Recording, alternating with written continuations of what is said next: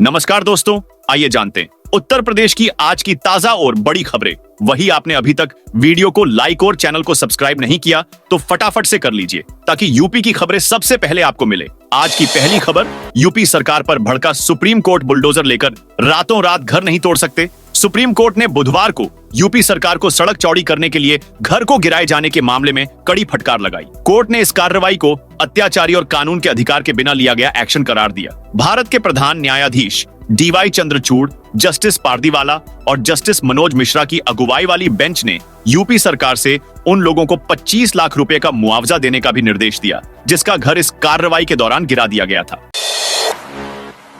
Creators को झटका, महाकुंभ में नहीं बना सकेंगे रील। दिव्य, भव्य और सुरक्षित महाकुंभ के दौरान इंटरनेट मीडिया के लिए रील बनाने व सेल्फी लेने पर प्रतिबंध रहेगा। भीड़ और यातायात प्रबंधन के दृष्टिगत यह कदम उठाया गया। रील बनाने वालों पर मेला क्षेत्र में तैनात पुलिस व सुरक्षा कर्मियों की सतर्क नजर रहेगी। उल्लंघन करने वालों का मोबाइल जब्त करते हुए नियमानुसार कार्रवाई भी की जाएगी। पुलिस की इस सख्ती से यूट्यूबर, डिजिटल क्रिएटर, रील बनाने और सेल्फी लेने के शौकीन युवाओं को झटका लग सकता है, लेकिन महाकुंभ में श्रद्धालुओं को कोई असुविधा न हो इसके लिए जरूरी माना गया है। बिना कार्ड मिलेगा सस्ता राशन, मोदी सरकार ने लॉन्च किया नया ब्रांड। मिडिल क्लास को भी अब सस्ता राशन मिलेगा। इसके लिए राशन कार्ड भी जरूरत नहीं। मोदी सरकार ने भारत ब्रांड से आटे और चावल के 5 और 10 किलो के पैकेट लॉन्च किए हैं जिसे घर बैठे ई कॉमर्स पोर्टल से भी खरीदा जा सकता है। गेहूं का आटा 30 रुपए किलो और चावल 34 रुपए किलो मिलेगा। भारत आटा अब तक 27.5 रुपए किलो और चावल 29 रुपए किलो मिल रहा था, लेकिन सेकंड फेज में सरकार ने कीमतें बढ़ा दी है। हालांकि बाजार से यह अब भी सस्ता है। बाजार में कोई भी चावल 40 रुपए किलो से कम नहीं मिल रहा। इसी तरह सस्ता से सस्ता आटा भी 35 रुपए किलो है। मंत्री ने बताया कि हमारा मकसद मिडिल क्लास को महंगाई से राहत देना और मूल्य वृद्धि नियंत्रित करना है। आज यूपी में बंद रहेंगे स्कूल कॉलेज। राजधानी लखनऊ में आज बृहस्पतिवार को छठ पर्व के उपलक्ष्य में जिला स्तरीय अवकाश घोषित किया गया है। हालांकि यह सार्वजनिक अवकाश नहीं है, इसलिए सरकारी कार्यालय खुले रहेंगे। ऐसे में आज छठ पूजा पर्व के उपलक्ष्य में जनपद लखनऊ में जिला स्तरीय स्थानीय अवकाश रहेगा। हालांकि आदेश में यह भी कहा गया है कि विभागाध्यक्ष कार्यालयों एवं अन्य विभागों में जहां 5 दिवसीय कार्य सप्ताह लागू है, वहां घोषित स्थानीय अवकाश लागू नहीं होगा। जिले के सभी सरकारी स्कूल बंद रहेंगे। पीएम विद्यालक्ष्मी योजना को कैबिनेट की मंजूरी। केंद्र सरकार की कैबिनेट की बैठक में पीएम विद्यालक्ष्मी योजना को मंजूरी दे दी गई। नई दिल्ली में बुधवार को हुई कैबिनेट बैठक में उच्च शिक्षा के 7.5 लाख रुपए तक का लोन मुहैया कराएगी। इस लोन की 75% क्रेडिट गारंटी भारत सरकार देगी। इस लोन की पात्रता के अंतर्गत 8 लाख रुपए सालाना आमदनी वाले परिवार के बच्चे आएंगे। इन परिवार के बच्चों को 3% की ब्याज सब्सिडी के तहत 10 लाख रुपए तक का लोन दिया जाएगा। गौरतलब है कि 4.5 लाख रुपए तक की सालाना आय वाले स्टूडेंट्स को पहले से पूर्ण ब्याज अनुदान मिल रहा है। इस योजना के तहत 860 गुणवत्तापूर्ण उच्च शिक्षा केंद्रों के 22 लाख से अधिक स्टूडेंट्स आएंगे। इस बैठक की अध्यक्षता प्रधानमंत्री नरेंद्र मोदी ने की। इस बैठक में कहा गया कि इस योजना को लागू करने का उद्देश्य मेधावी छात्रों को आर्थिक सहायता प्रदान करना है ताकि वे बगैर किसी बाधा के अपनी पढ़ाई जारी कर सकें।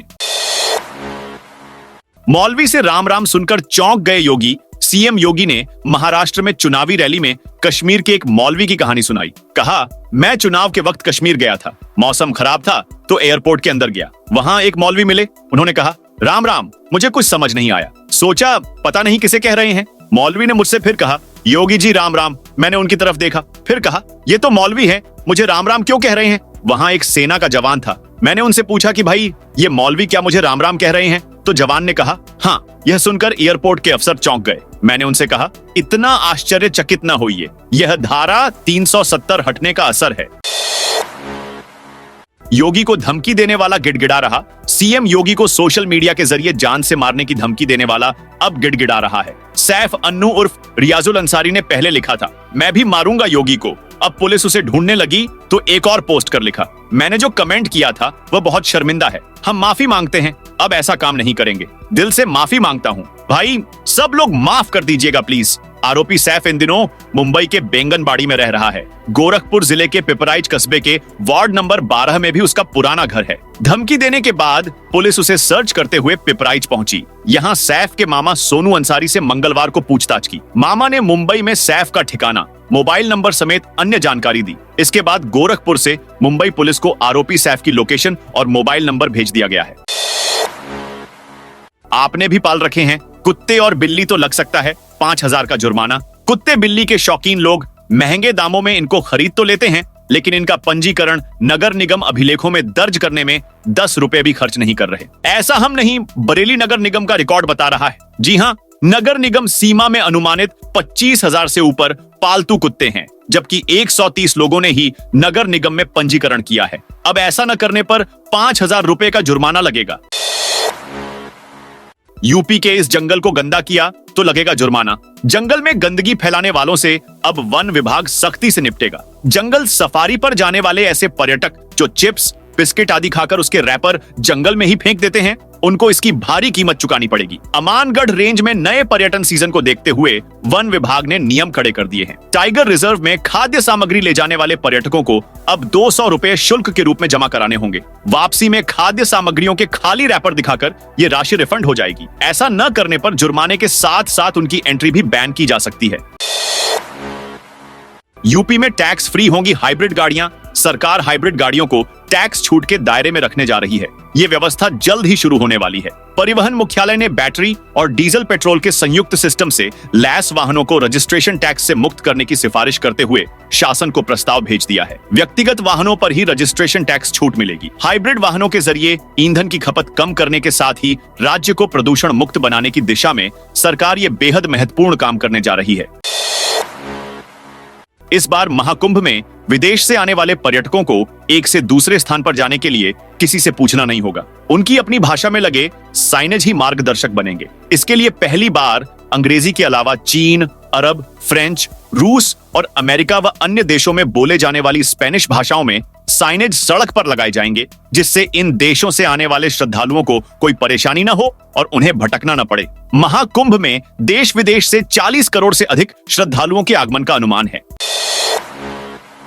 कार्यवाहक डीजीपी प्रशांत कुमार को स्थायी कर सकती है योगी सरकार। डीजीपी के चयन और नियुक्ति के लिए कैबिनेट के फैसले ने कई आईपीएस अफसरों की उम्मीदों पर पानी फेर दिया है। मनोनयन समिति के गठन के बाद मौजूदा कार्यवाहक डीजीपी प्रशांत कुमार को स्थायी करने पर मुहर लग सकती है। इससे उन्हें 2 वर्ष तक डीजीपी की कुर्सी संभालने का मौका मिल सकता है। इससे वे 30 मई 2025 के बजाय 31 जनवरी 2026 को सेवानिवृत्त होंगे। उनकी सेवानिवृत्ति की अवधि पूरी होने के बाद 8 माह का अतिरिक्त समय मिलेगा।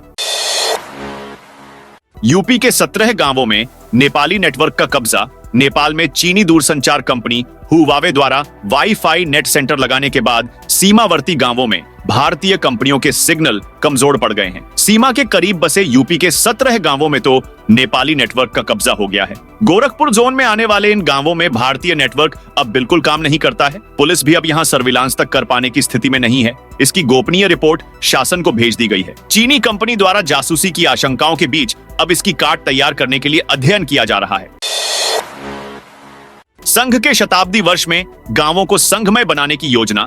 राष्ट्रीय स्वयंसेवक संघ की स्थापना के 100 साल 2025 में पूरे होने जा रहे हैं। संघ की शताब्दी वर्ष हर परिवार को जोड़कर मनाने की योजना है। इस पर संघ वृहद तरीके से काम कर रहा है। प्रांत और क्षेत्र स्तर पर संघ पदाधिकारियों की बैठकों में योजनाएं तैयार की जा रही हैं। संघ प्रमुख मोहन भागवत ने इस योजना को धरातल तक क्रियान्वित करने के लिए महाकौशल प्रांत के पदाधिकारियों की बैठक कर अब तक चल रही तैयारियों व रूपरेखा पर मंथन किया। संघ ने शताब्दी वर्ष मनाने से पहले हर परिवार को जोड़ने की योजना बनाई है, जिस पर स्वयंसेवक काम कर रहे हैं।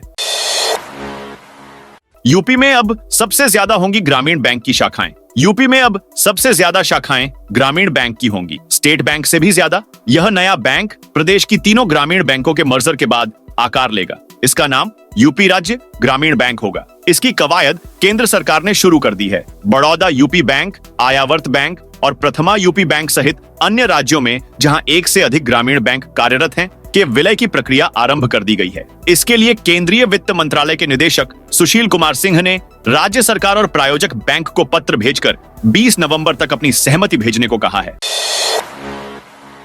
राहुल गांधी की नागरिकता के मुद्दे पर सीबीआई ने शुरू की जांच। कांग्रेस नेता राहुल गांधी की नागरिकता के मुद्दे पर सीबीआई जांच कर रही है। दिल्ली हाईकोर्ट को बुधवार को यह जानकारी दी गई। अदालत को बताया गया कि इलाहाबाद हाईकोर्ट में भी इस मसले पर जनहित याचिका दाखिल है, जिस पर सुनवाई चल रही है। इसी को लेकर कांग्रेस नेता राहुल गांधी की नागरिकता की सीबीआई जांच शुरू की गई है। इस पर अदालत ने कहा कि वह नहीं चाहती कि कोई विरोधाभासी आदेश पारित किया जाए। एक ही मसले पर दो समानांतर याचिकाओं पर सुनवाई नहीं हो सकती है। यूपी ने केंद्र से मांगा 6 lakh metric ton DAP. UP ने केंद्र सरकार से नवंबर के लिए कम से कम 6 लाख मीट्रिक टन डीएपी और 2 लाख मीट्रिक टन एनपीके की आपूर्ति करने का अनुरोध किया है। मंगलवार को नई दिल्ली में प्रदेश के कृषि मंत्री सूर्य प्रताप शाही ने केंद्रीय उर्वरक एवं रसायन मंत्री जेपी नड्डा से मुलाकात कर आगामी रबी सीजन के लिए राज्य में उर्वरकों की आपूर्ति को लेकर विस्तार से चर्चा की। बैठक के दौरान उन्होंने मौजूदा दलहनी, तिलहनी और आलू फसलों की बुवाई के साथ साथ अगले सप्ताह से पश्चिमी उत्तर प्रदेश में गेहूं की बुवाई की तैयारी पर विशेष रूप से ध्यान दिलाया। शाहजहांपुर जिले के 2 लाख उपभोक्ता विद्युत निगम का 700 करोड़ रुपए दबाए बैठे हैं। 6 माह से उन्होंने बिल जमा नहीं किया है। ऐसे लोगों की सबसे ज्यादा संख्या जलालाबाद में है। अधिकारियों ने इन पर शिकंजा कसने की तैयारी शुरू कर दी है। नोटिस भेजने के साथ ही बकायेदारों के कनेक्शन काटे जाएंगे। अलीगढ़ एयरपोर्ट से 25 लाख यात्री तक सालाना भर सकेंगे उड़ान। अलीगढ़ वासियों के लिए अच्छी खबर है। धनीपुर एयरपोर्ट से आने वाले समय में 25 लाख यात्री तक सालाना उड़ान भर सकेंगे। एयरपोर्ट के विस्तारीकरण को कुल 275 हेक्टेयर जमीन ली जानी है, जिसमें से 180 हेक्टेयर जमीन किसानों से क्रय की जा चुकी है। शेष 95 हेक्टेयर जमीन के अधिग्रहण के लिए शासन स्तर से मंजूरी मिलना बाकी है। विस्तारीकरण के बाद यहां 8 विमानों के खड़े होने व 1000 कारों की पार्किंग की व्यवस्था हो सकेगी। पीएम नरेंद्र मोदी ने अलीगढ़ समेत यूपी के 5 व अन्य प्रदेशों के एयरपोर्ट अतिरिक्त टर्मिनल का लोकार्पण व शिलान्यास 10 मार्च को किया था। यहां से पहली उड़ान 11 मार्च को लखनऊ के लिए शुरू हुई थी। मोहन भागवत बोले, हमें शस्त्रों की जरूरत संतों की रक्षा करें। चित्रकूट में आरएसएस प्रमुख मोहन भागवत ने कहा, संतों के कार्य में कोई बाधा न आए, इसलिए संघ का काम है कि डंडा लेकर संतों की रक्षा करे। कुछ ताकतें भारत को दबाने का प्रयास कर रही, लेकिन सत्य कभी दबता नहीं। संत और संघ में बहुत अधिक अंतर नहीं है। भागवत ने इसे स्पष्ट करते हुए कहा, संत मंदिर के भीतर रहकर पूजा करते हैं, जबकि संघ के कार्यकर्ता बाहर रहकर उनकी सुरक्षा में लगे रहते हैं। सत्य का समय आता है तो वह सिर चढ़कर बोलता है। हमें शस्त्रों की आवश्यकता है, साथ ही धारण करने वालों में राम जैसे विचार भी होने चाहिए। पुलिस ने पकड़ा फर्जी मैरिज सर्टिफिकेट का खेल। यूपी के प्रयागराज में शादी के नाम पर फर्जी प्रमाण पत्र बनाने का भंडाफोड़ हुआ है। यहाँ महज 20,000 रुपए में दूल्हा दुल्हन बनाकर उनकी शादी कराई जाती थी। ये पूरा रैकेट हाईकोर्ट के पास हनुमान मंदिर के सामने गली में फोटो स्टेट की दुकान में वर्षों से चल रहा था। कैंट पुलिस की छापामारी में आर्य समाज के नाम पर फर्जी विवाह प्रमाण पत्र के 3 प्रारूप, 3 कंप्यूटर, 2 प्रिंटर व अन्य उपकरण बरामद हुए हैं। शौकीनों ने होली से ज्यादा दिवाली पर गटकी शराब। होली पर आमतौर पर लोग जमकर जाम छलकाते हैं। मार्च के महीने में शराब की बिक्री में बढ़ोतरी आबकारी विभाग को राहत देती है, लेकिन इस बार संगम नगरी वालों ने होली से ज्यादा दिवाली के महीने में शराब गटक ली। जिले के शौकीनों ने दिवाली के महीने में इतनी शराब पी है जिससे बिक्री से राजस्व के सारे रिकॉर्ड टूट गए हैं। बीते अक्टूबर में प्रयागराज में 104 करोड़ रुपए की शराब बिकी, जबकि इसी वर्ष होली के महीने में 88 करोड़ रुपए की बिक्री हुई थी। आबकारी अफसरों का कहना है कि आज तक के जिले में एक महीने में शराब से इतनी कमाई नहीं हुई थी।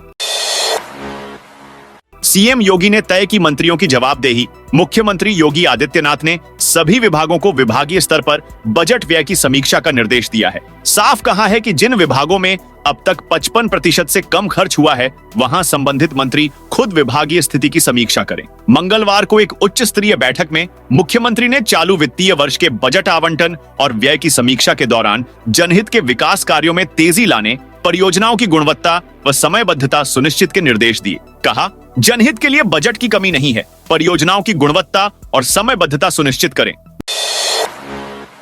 जनेश्वर पार्क में प्री वेडिंग फोटोशूट हुआ महंगा। जनेश्वर मिश्र पार्क में शादी से पहले प्री वेडिंग का फोटोशूट कराना अब महंगा हो गया है। अब फोटोग्राफरों को यहां सेटअप लगाने पर 17,000 रुपए देने होंगे। 18% जीएसटी भी देना होगा।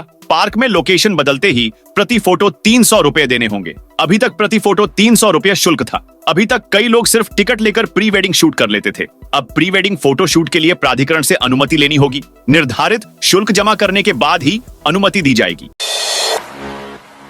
अगले हफ्ते बजने लगेगी शहनाई। अगले हफ्ते देवोत्थान एकादशी के बाद से वैवाहिक लग्न की शुरुआत होगी। नवंबर और दिसंबर में शुभ मुहूर्त में शादियों व मांगलिक कार्यक्रमों के लिए लॉन, बैंक्वेट हॉल और होटलों में तैयारियां लगभग पूरी कर ली गई हैं। दूल्हा दुल्हन की पहली पसंद इस समय हरहुआ रिंग रोड किनारे के लॉन और सारनाथ क्षेत्र के लॉन होटल बने हुए हैं। छावनी क्षेत्र के अधिकतर होटलों में एडवांस बुकिंग हो चुकी है। मई जून माह में लग्न नहीं होने के कारण नवंबर और दिसंबर में सबसे अधिक शादियां होंगी। मैरिज, लॉन, कैटरिंग और बैंड बाजा वालों के अनुसार इस लग्न के दौरान शहर भर में करीब 10,000 से अधिक शादियां होंगी। आगरा में एसटीएफ की बड़ी कार्रवाई, डीएपी के फैक्ट्री पकड़ी। उत्तर प्रदेश में जहां डीएपी की किल्लत को लेकर किसान परेशान है, वहीं आगरा में एसटीएफ ने अवैध फैक्ट्री का भंडाफोड़ किया है। इस फैक्ट्री में सस्ती खाद को महंगे ब्रांड में पैक किया जा रहा था। टीम ने यहां से खाली पैकेट भी बरामद किए हैं। ट्रेनों में अभी भी मारामारी हो रही। छठ पर्व शुरू हो गया है, लेकिन ट्रेनों में भीड़ भाड़ अब भी काफी अधिक है। आलम यह है कि यात्रियों को आरक्षित सीटें मिल नहीं पा रही हैं और यही वजह है कि उन्हें जनरल बोगी में जैसे तैसे यात्रा करनी पड़ रही है। वहीं अब छठ के बाद वापसी के लिए भी सीटों की मारामारी शुरू हो गई है। अगर भीड़ की बात की जाए तो ज्यादातर ट्रेनों के आरक्षित कोचों में प्रतीक्षा सूची वाले यात्रियों का ही कब्जा जमाए हैं। स्लीपर बोगियों में आरक्षण कराने वालों को ही सबसे ज्यादा समस्या भी झेलनी पड़ रही है। इसकी शिकायतें भी लगातार आ रही हैं, लेकिन व्यवस्था में सुधार नहीं हो पा रहा है। कुछ ट्रेनों की बोगियों में तो लोग शौचालय के आसपास भी फर्श भी बैठे दिख रहे हैं। अब इंटरनेशनल लेवल पर दिखेगा किन्नर अखाड़ा। किन्नर अखाड़ा अब सिर्फ भारत ही नहीं बल्कि इंटरनेशनल स्तर पर स्थापित होने जा रहा है। जल्द ही थाईलैंड के बैंकॉक, सिंगापुर, मलेशिया और यूएसए जैसे देशों में किन्नर अखाड़े का ब्रांच दिखेगा। सपा सांसद रुचि वीरा का करीबी गिरफ्तार। मुरादाबाद सपा सांसद रुचि वीरा के तथाकथित पीआरओ अब्दुल गनी का जमीन कब्जाने और मारपीट करने का वीडियो वायरल हो रहा है। जमीन मालिक ने जब पीआरओ से जमीन के कागज मांगे तो उसने कागज नहीं दिखाए, उल्टा उसको गंदी गंदी गालियां देकर मारपीट शुरू कर दी। पुलिस ने इस मामले में पीड़ित की तहरीर पर मुकदमा दर्ज कर आरोपी को गिरफ्तार कर लिया है।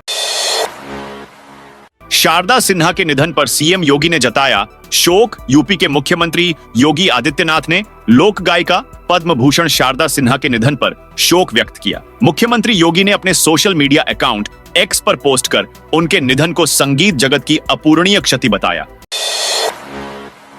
लक्ष्य से 1 महीने पीछे चल रहा है राम मंदिर निर्माण कार्य। अयोध्या में राम मंदिर भवन निर्माण समिति की 2 दिवसीय बैठक शुरू हो गई है। बैठक राम जन्मभूमि परिसर में निरीक्षण के बाद शुरू हुई। भवन निर्माण समिति के अध्यक्ष नृपेंद्र मिश्रा अयोध्या पहुंचे हैं। नृपेंद्र मिश्रा ने कहा कि मंदिर निर्माण की गति 1 माह पीछे चल रही है। दिसंबर 2024 तक मंदिर निर्माण का लक्ष्य रखा गया था। परकोटा सप्त मंदिर शेष अवतार मंदिर के निर्माण कार्य की बैठक में वृहद ढंग से समीक्षा होगी। राजधानी ट्रेन के जनरेटर यान में लगी आग। दिल्ली से लखनऊ जा रही राजधानी एक्सप्रेस के जनरेटर यान में शॉर्ट सर्किट से आग लग गई, जिससे स्विच फूंक गया। प्लेटफॉर्म नंबर 1 पर ट्रेन पौने 2 घंटे रुकी रही। स्थानीय मैकेनिकों की टीम ने पीछे के जनरेटर यान से सप्लाई चालू की। इसके बाद ट्रेन आगे के लिए रवाना हो सकी। इस दौरान यात्रियों में बेचैनी बनी रही। स्टेशन पर आरपीएफ के जवान निगरानी करते रहे। लखनऊ की सड़क पर भाले जैसे निकले सरिया संभल कर चले। लखनऊ में दिवाली की रात घर जा रहे 3 युवक निर्माणाधीन नाले में बाइक लेकर गिर गए। नाले में लगा सरिया एक युवक की आंख के आर पार हो गया। किसी तरह से युवक की जान बचाई गई, लेकिन हादसे के 5 दिन बाद भी स्थिति जस की तस है। फैजुल्लागंज क्षेत्र में निर्माणाधीन नाला लोगों के लिए जानलेवा साबित हो रहा है। नाले की दीवार पर लंबी और नुकीली सरिया निकली हुई है। किसी भी जिम्मेदार ने इस पर कोई कार्रवाई करने की जहमत तक नहीं उठाई। हाईवे के अवैध कट तोड़ने पर 2 ढाबों पर होगा केस। झांसी में बुधवार को विकास भवन सभागार में सीडीओ जुनैद अहमद की अध्यक्षता में जिला सड़क सुरक्षा समिति की बैठक हुई। बैठक में एनएचएआई के प्रतिनिधियों ने बताया कि सड़क हादसे रोकने के लिए झांसी कानपुर हाईवे पर अवैध कट बंद किए गए थे, लेकिन इन अवैध कटों को वरुण ढाबा और ओम साईनाथ ढाबा के संचालकों ने फिर से खोल दिए हैं। इस पर सीडीओ ने यातायात सीओ को दोनों के खिलाफ केस दर्ज करने के निर्देश दिए हैं। उन्होंने प्रत्येक ब्लैक स्पॉट का लॉन्ग टर्म सॉल्यूशन निकालने के निर्देश दिए ताकि हादसों पर प्रभावी अंकुश लगाया जा सके। श्री पंचायती अखाड़ा महानिर्वाणी ने पेशवाई का नाम बदला। संगम की रेती पर प्रयागराज में लगने जा रहे महाकुंभ में इस बार अखाड़ों का अलग ही अंदाज दिखेगा। अखाड़ों की तरफ से इस बार उर्दू शब्दों से दूरी बनाते हुए पेशवाई और शाही स्नान का नाम बदलने की पहल की गई है। हालांकि अभी इस पर अंतिम निर्णय होना बाकी है, लेकिन श्री पंचायती अखाड़ा महानिर्वाणी ने अपने आमंत्रण पत्र में उर्दू से दूरी बना ली है। अखाड़ा की तरफ से तैयार कराए गए आमंत्रण पत्र में पेशवाई के स्थान पर कुंभ मेला छावनी प्रवेश शोभा यात्रा लिखा गया है। दुधवा नेशनल पार्क के पर्यटन सत्र का शुभारंभ लखीमपुर खीरी में प्रदेश के सबसे प्रसिद्ध और बाघों के लिए जाना जाने वाला दुधवा नेशनल पार्क का पर्यटन सत्र आज से शुरू हो गया। इस मौके पर राज्य मंत्री डॉक्टर दयाशंकर मिश्र और पलिया विधायक रोमी साहनी ने पार्क के नवीन पर्यटन सत्र का विधिपूर्वक शुभारंभ किया। हवन पूजन के बाद उन्होंने फीता काटकर इस सत्र की शुरुआत की। दुधवा नेशनल पार्क न केवल बाघों की शाही उपस्थिति के लिए प्रसिद्ध है, बल्कि यहाँ की प्राकृतिक सुंदरता और वन्य जीवों की विविधता पर्यटकों को आकर्षित करती है। खास तौर पर इस सत्र में पर्यटकों को वन्य जीवों का आनंद लेने के लिए नई सुविधाएं और अनुभव मिलने वाले हैं। गोरखपुर के रास्ते चलेंगी 2 फेस्टिवल स्पेशल ट्रेनें। गोरखपुर में छठ पूजा पर अपने घरों को लौट रहे यात्रियों के लिए रेलवे प्रशासन ने स्पेशल फेस्टिवल ट्रेनों का संचालन करने का फैसला लिया है। त्योहारों के इस मौके पर यात्रियों की भीड़ को देखते हुए गोरखपुर से होकर नई दिल्ली, सहरसा और सियालदह गोरखपुर के बीच 2 स्पेशल ट्रेनों का संचालन किया जाएगा। रेलवे की इन स्पेशल ट्रेनों के संचालन से गोरखपुर के रास्ते सफर करने वाले लाखों यात्रियों को अपने घर पहुंचने में सहूलियत मिलेगी। साथियों, ये थी उत्तर प्रदेश की दिन भर की ताजा और बड़ी खबरें।